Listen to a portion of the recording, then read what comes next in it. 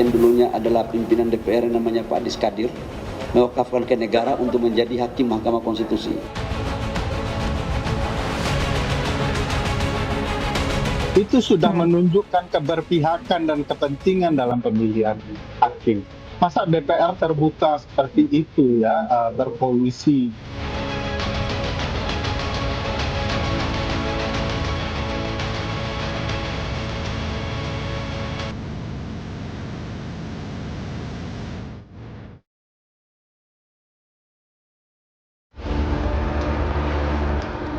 Polemik pengangkatan Adis Kadir sebagai Hakim Mahkamah Konstitusi terus bergulir dan menjadi perdebatan yang menimbulkan pertanyaan. Keputusan DPR RI yang menyetujui Adis Kadir dari Wakil Ketua DPR RI menjadi Hakim MK dinilai tidak sekadar soal pergantian pejabat, namun menyentuh isu paling fundamental dalam demokrasi, yaitu independensi lembaga penjaga konstitusi. Profesor Dr. Insinyur Haji Adis Kadir, SHMHum, sebagai Hakim Konstitusi pada Mahkamah Konstitusi, usul Dewan Perwakilan Rakyat Republik Indonesia. Apakah dapat disetujui? Adis Kadir disetujui Komisi 3 DPR RI sebagai calon Hakim Konstitusi usulan DPR. Seluruh fraksi menyatakan setuju dalam rapat tertutup yang digelar dalam waktu relatif singkat. Tak lama, rapat paripurna DPR mengesahkan nama Adis Kadir untuk mengisi kursi Hakim MK yang akan ditinggalkan Arief Hidayat pada Februari 2026. Proses kilat inilah yang kemudian menjadi sumber utama kritik publik. Adis Kadir dikenal sebagai politikus senior Partai Golkar, menjabat Wakil Ketua DPR RI, pernah duduk di Komisi Hukum dan aktif dalam pembahasan berbagai undang-undang strategis. Meski memiliki gelar doktor hukum, statusnya sebagai politikus aktif dinilai banyak pihak menjadi masalah etis serius. Ketua Umum Partai Golkar Bahlil Lahadalia merespons bahwa Adis Kadir telah menyatakan mundur dari partai politik sebelum pencalonannya sebagai Hakim MK. Bahlil bahkan menyebut bahwa Adis selama ini merupakan kader terbaiknya. Mewakafkan salah satu kader terbaik Partai Golkar yang dulunya adalah pimpinan DPR yang namanya Pak Adis Kadir, mewakafkan ke negara untuk menjadi Hakim Mahkamah Konstitusi. Proses beliau menjadi Hakim Mahkamah Konstitusi sebelum diputuskan itu sudah melakukan pengunduran diri, baik dari kepengurusan maupun keanggotaan. Pengamat hukum tata negara Bivitri Susanti menilai, mundur secara administratif tidak serta-merta menghapus jejak politik dan potensi konflik kepentingan. Bivitri menyebut penunjukan Adis Kadir sebagai Hakim MK tak transparan. Pasalnya, fit dan proper test yang dinilai singkat serta minim tanya jawab. Kita nggak ada yang tahu tiba-tiba sudah langsung dilakukan fit and proper testnya itu dan kemudian ditetapkan. Jadi itu juga bermasalah.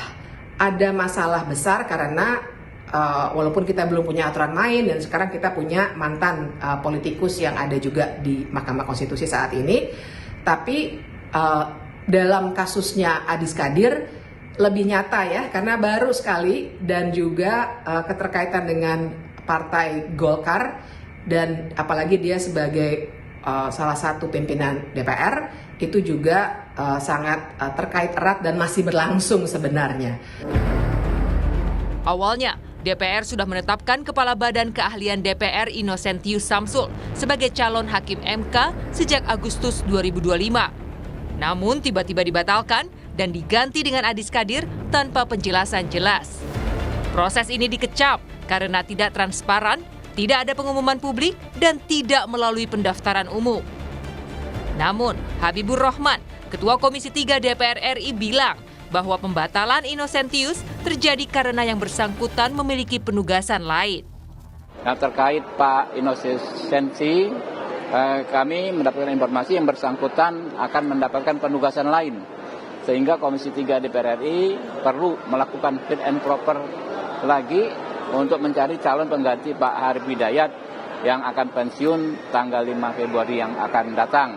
Dan kemarin teman-teman sudah saksikan sendiri Pak Pak Adis Kadir dipilih dan disetujui secara aklamasi oleh teman-teman dan tadi di paripurna untuk menjadi hakim konstitusi dari wakil DPR.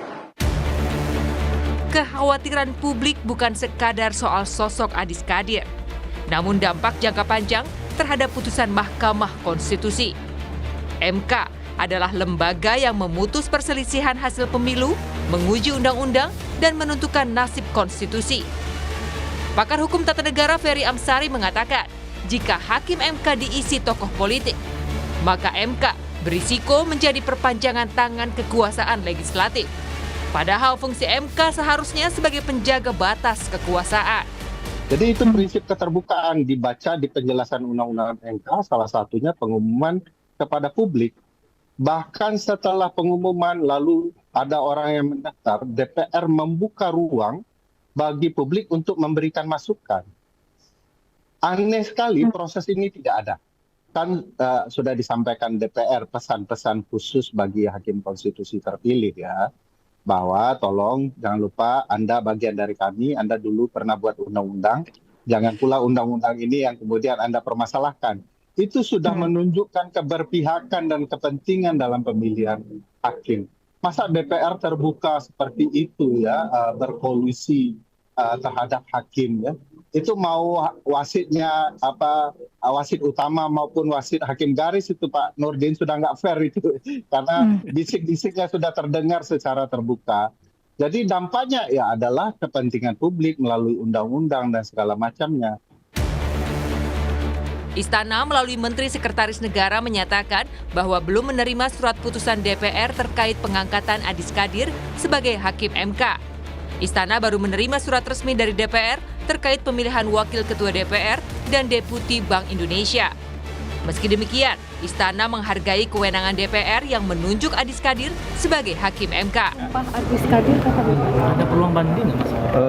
Belum ya, jadi kami baru hari ini menerima surat dari DPR baik untuk pemilihan wakil ketua DPR, harus hati-hati dan deputi Gubernur Bank Indonesia.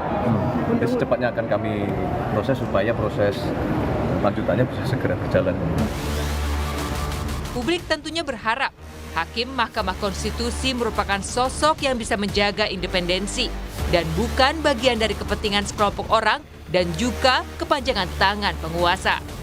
Karena sejatinya MK merupakan garda terakhir penjaga keadilan di bumi pertiwi. Tim Liputan, Kompas TV.